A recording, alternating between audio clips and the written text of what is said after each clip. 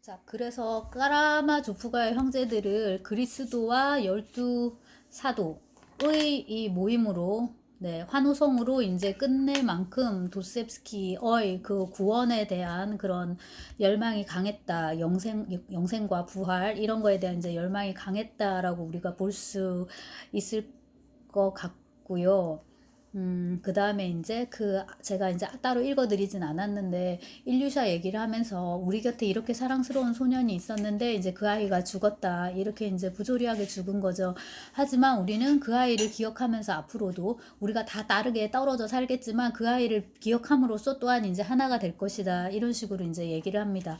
이 대목도 이반의 절규하고 미묘하게 이렇게 대비를 이루는데, 이반은 자기가 한 번도 본 적도 없는, 한 번도 무슨 밥 한 끼 사준 적 없는 그런 애들의 고통을 근거로 해가지고 신에 대한 반역을 역설을 했다면, 알료샤는 손가락도 물렸습니다. 손가락도 물리고 이렇게 저렇게 같이 어울려 놀기도 하고 대화도 많이 나누고 했던 이 어린아이, 딱 하나의 구체적인 아이, 바로 일류샤 스네기로프입니다. 이 아이의 죽음, 희생을 근거로 해가지고 신에 대한 믿음과 총체적인 화합을 역설합니다. 이것도 소설 구성적으로는 굉장히 정말 돋는 부분 중에 하나라고 할 수 있어요. 추상적 아이의 고통을 근거로 하여 신에 대한 반역과 그 분열을 역설하는 이방과 이제 반대로 구체적인 하나의 죽음, 희생을 근거로 신에 대한 믿음과 총체적인 화해를 역설하는 알렉세이 까라마조프, 이렇게 또한 대조를 이루고, 이 집안에 이제 초점을 맞춰보면 아버지의 죽음을 헛되게 하지 않는 유일한 방법은 뭡니까, 여러분? 아들들이 살아남아서 사이좋게 잘 사는 겁니다. 그래서 하나마나 뻔한 소리일 수 있지만은 항상 그렇듯이 고전은 이제 그런 보편적인 메시지를 우리에게 이제 던집니다. 그래서 제목이 까라마조프가의 사람들이 아니라 까라마조프가의 자식들, 아들들인 이유를 우리가 그래서 다시 한번 이제 생각하게 됩니다. 기본적으로 자식, 아이 는 이제 미래지향적인 것이고요. 그 점에서 이 까라마조프가의 형제들이라는 이 두툼한 책은 우리에게 바로 바쳐진, 미래의 세대에게 바쳐진 정말로 너무나도 위대하고 아름다운 책이라고 할 수 있겠습니다. 이 까라마조프가의 형제들을 쓸 때 도스옙스키 애 둘은 이미 죽었고요. 표도르하고 류보피하고 딸 하나, 아들 하나가 이제 살고 있었습니다. 근데 이제 본인이 나이가 많았으니까 이게 참 얘들이 얼마나 클 때까지 내가 살 수 있을까라는 생각은 뭐 당연히 부모로서 했을 것 같고, 또 그 점에서 보면 이제 까라마조프가의 형제들은 자식들에게 바치는 유산이라고 할 수 있는데, 문자 그대로 이제 이거는 유산입니다. 왜냐하면 이제 팔아서 인쇄가 나오면은 작가 사후 45년인가는 이 받아먹을 수 있거든요. 그래서 이제 아들, 딸들은 또 그렇게 살았고, 딸 같은 경우에 류보피는 유럽으로 가서 살았나 그랬는데, 에메 다스타이옙스카야, 도스옙스카야, 에메는 사랑 이런 말인데, 류보피를 프랑스식으로 풀어가지고 그렇게 해가지고 이제 소설을 썼는데요. 삼류 작가입니다. 그래서 역시 그 천재, 기프트, 그 천재성, 이거는 하늘이 주는 거지, 어떻게 노력해서 이렇게 되지 않는, 그러니까 아버지로부터 이런 쓰는 재능을 조금 물려받았지만은, 이제 이만한 천재성을 이렇게 뽐낼 수는 없는 이제 그것이었고요. 그래서 이제 전체적인 맥락에서 볼 때, 제가 누구 하나는 이제 죽어줘야 된다라고 얘기를 했는데, 일류샤의 희생이 굉장히 이제 마음 아픈 진정한 이제 희생이라고 할 수 있는 거죠. 표도르는 죽어 마땅한 아버지다, 이제 이렇게 좀 되는 측면이 있고요. 자, 그래서 우리가 이 소설의 마지막 제사 읽겠습니다. 마지막으로 이 소설의 제사, 내가 진실로 진실로 너희에게 말한다. 밀알 하나가 땅에 떨어져 죽지 않으면 한 알 그대로 남고 죽으면 많은 열매를 맺는다. 이제 밀알에 관한 건데요. 요한복음서 12장 24절이랍니다. 그래서 요 바로 한 알의 밀알, 이거를 우리가 이제 협소하게는 일류샤로 또 해석을 할 수도 있을 것이고, 뭐 그렇게 더 확대 해석해서 다른 식으로 이제 볼 수도 있고 그렇습니다. 자, 그렇고 이제 전체적인 맥락에서 좀 빠뜨린 거 몇 개만 더 얘기를 하면 뭐 몇 개 되지 않습니다. 하나는 까라마조프가의 형제들은 어쨌거나 여러분 그 추리 소설처럼 읽을 수도 있고요. 이건 재판 소설, 그러니까 심판 재판을 다루는 소설인 거잖아요. 근데 오판에 대한 이제 소설입니다. 어쨌건 드미트리가 안 죽였는데, 드미트리가 죽인 걸로 이제 판결을 해버렸고, M1 사람을, 이 경우 이제 드미트리인데 누명을 씌워가지고 시베리아로 보내서 정말 신세를 아주 그냥 지읒 이제 해버리는데요. 이게 이제 그 러시아 그 재판 제도에 대한 도스옙스키 나름의 이제 비판이 여기에 아주 통렬하게 들어가 있습니다. 그러니까 계속 제가 강조하지만 도스옙스키는 어릴 때 정치범이었고요. 굉장히 정치에 예민한 작가, 경향 소설이죠. 그러니까 악령 이런 거는 그런 식으로 이제 굉장히 현실 참여적인 이제 소설을 쓴 작가였다는 거 여러분 꼭 염두에 두시고요. 이게 지금 보시면 알겠지만 배심원 제도를 취하고 있습니다. 이 까라마조프가.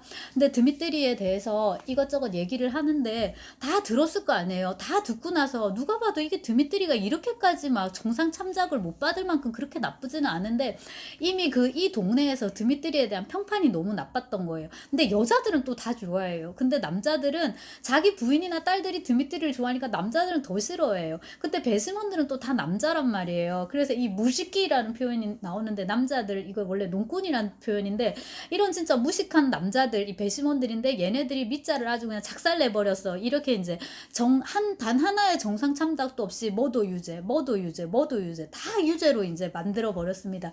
그래서 이 배심원죄라는 게 전형적인 그 뭐예요 중우정치 이제 그런 거에 단면을 보여준다고 도스토옙스키가 생각했던 것 같고요.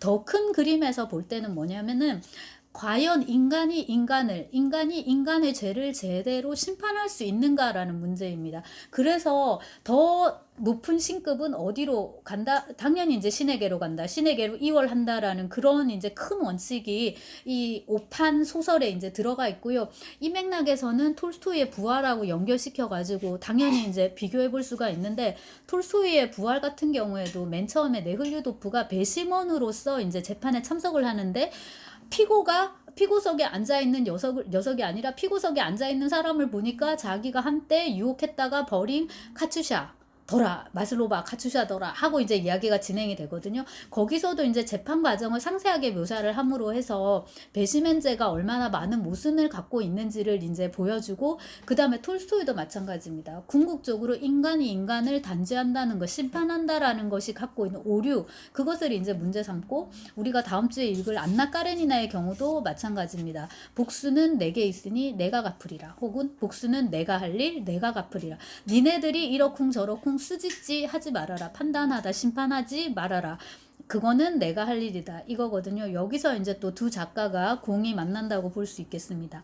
자, 그 다음에 제가 이제 또 아쉬운 게 항상 까라마조프 하면서 여성 캐릭터들인데요. 도스토옙스키가 여자에 대해서 잘 못 씁니다. 여성 캐릭터를 잘 그리는 작가는 이제 오히려 톨스토이인데 징그러울 정도로 톨스토이의 여성 캐릭터들은 여자입니다. 근데 이제 도스토옙스키의 여성 캐릭터들은 이것이야말로 하나의 이제 관념인 거죠. 여자들이 이래 줬으면 좋겠는 모습을 이제 소설 속에서 그립니다. 대표적인 게 이제 소냐 마르멜라도바입니다. 창년대 순수해야 되고 이타적이어야 되고 완전 착한 여자 콤플렉스에 이제 쩔어가지고 그 라스콜리니코프뿐만 아니라 전 세계를 이제 나 하나 먹여 살리기도 했는데 전 세계를 다 구원하라고 이제 그렇게 이제 소냐를 그리는데 그렇게 해서 이제 그 죄아벌을 쓰고 백치 같은 경우에는 나스타샤 필리포브나라는 또 희대의 판파탈이 이제 등장을 합니다. 이것도 이제 도스토옙스키라는 작가가 여성에 대해서 가지고 있는 전통적인 표상의 일부인 거죠. 창녀로서의 악녀로서의 여자, 그 다음에 성녀로서의 여자, 이 마돈나 계열의 이런 여자와 이제 마녀 계열인 거죠. 악녀로서의 계열. 여기서 그 NF 나스타샤 필리포브나는 요 악녀 계열, 판파탈 계열에 들어갑니다. 그래서 백치는 남성 주인공들 대비 여성 주인공의 구성적 입지나 형상이 되게 큰 그런 소설 중에 하나고요. 악령은 반대로 남성 주인공들이 너무 셉니다. 얘들이 지금 혁명한다고 난리를 쳐가지고 그래서 그 옆에 있는 여주들이 다 죽어요. 문자 그대로 다 죽습니다. 애 낳고 바로 죽고 군중한테 린치 당해서 죽고 뭐 하고 해서 다 죽습니다. 그런 소설인데 그 형상들을 놓고 봐도 여성들이 거기 들어가가지고 뭘 할 수가 없어요. 구성적으로도 뭐를 기여할 수가 없습니다.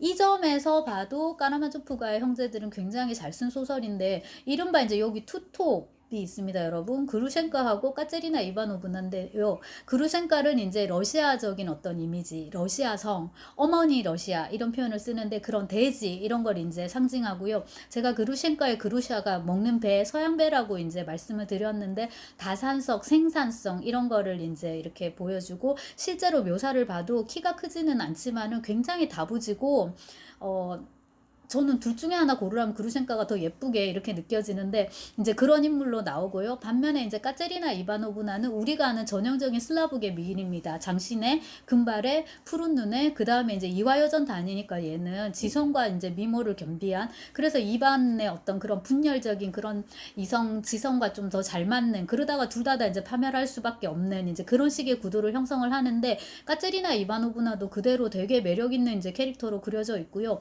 그루셴카의 본명 저기 풀네임은 아그라페나 알렉산드로브나 스베틀로바입니다. 이 마지막 딱 한 번 나와요. 이것도 스베틀로바가 성인데 이 스베트가 빛이라는 뜻입니다. 사교계나 세상이라는 뜻도 있지만, 그래서 작가가 이 그루셴카, 물론 까체리나도 빛나는 캐릭터지만 이 그루셴카를 그리는데도 굉장히 공을 많이 들인 걸 알 수가 있는 것이, 얘는 잘못 그리면 완전 X잖아요. 한 집안을 그냥 콩가루 집안으로 만든. 근데 그럴 수밖에 없는 어떤 당위성을 그녀의 인물 형상에서 살려줘야 되는데, 예를 들자면 이제 그녀가 한때 폴란드인에게 유혹 당해가지고 이제 인생을 파멸한 거, 그게 또 하나가 있고, 그 다음에 이제 그 삼소노프의 그 첩이 됐는데, 삼소노프가 애를 키워서 그러니까 데려와서 이렇게 보니까 처음에는 정부로 데려왔지만은 요게 재주가 있는 거예요. 돈재주가, 이게 돈을 이렇게 하는 재주가, 사업가로서의 재주가 있는 거예요. 그래서 이제 그쪽으로 키워주는 거죠. 그리고 이제 그 이른바 여성으로서의 뭐랄까 정조 이런 거에 있어서도 굉장히 순수한 순결한 이제 그런 저기로 나오죠. 그래서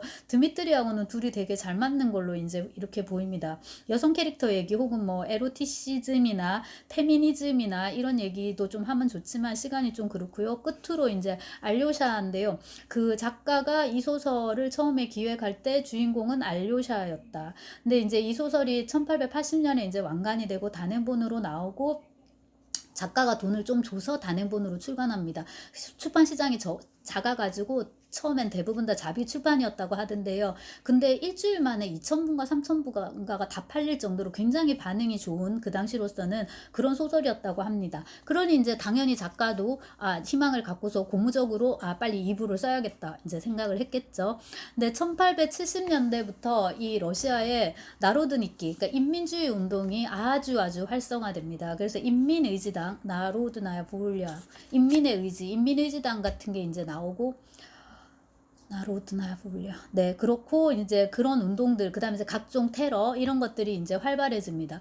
아마도 알류샤를 거다 집어넣을 생각이었던 것 같아요. 그래서 이제 사상적으로 이렇게 타락을 시키고 이제 니힐리즘, 니힐리스트로 이렇게 이제 만드는 거고, 그 다음에 이제 알료샤 사람 남자 사람으로서의 또 알료샤의 인생 역정이 있습니다. 그러려고 여기 리자 하나 만들어 놨었잖아요. 그래서 이제 리자랑 결혼을 시키려고 했나 말려고 했나, 아무튼 이제 그래서 그 부분도 구성적으로 이제 살리고, 그러다가 이제 폭삭 망하고 아마 이 하느님에게 구원받는 식의 이제 이런 그림, 그러니까 성자전인 거죠. 이것도 나름대로. 그리고 이제 우리가 읽는 까라마조프 요 부분은 이제 알료샤의 성장기를 다룬 그 시기까지 이제 잡았던 건데, 작가가 1881년 1월에 폐동맥 파열해가지고 원래 지병은 뇌전증이었는데 또 죽기는 또 딴 걸로 죽었습니다. 그래가지고 이제 죽을 생각이 그때 별로 없었던 것 같은데, 왜냐하면 소설 메모도 열심히 해놓고 그 무렵에 도스옙스키가 작가 일기를 열심히 쓰고 있었거든요. 그게 이제 약간 칼럼 같은 그런 겁니다. 요즘으로 치자면 유튜브 플랫폼 생각하시면 될 거예요. 이렇게 이제 알릴레오 이런 거 막 하고 이런 거거든요.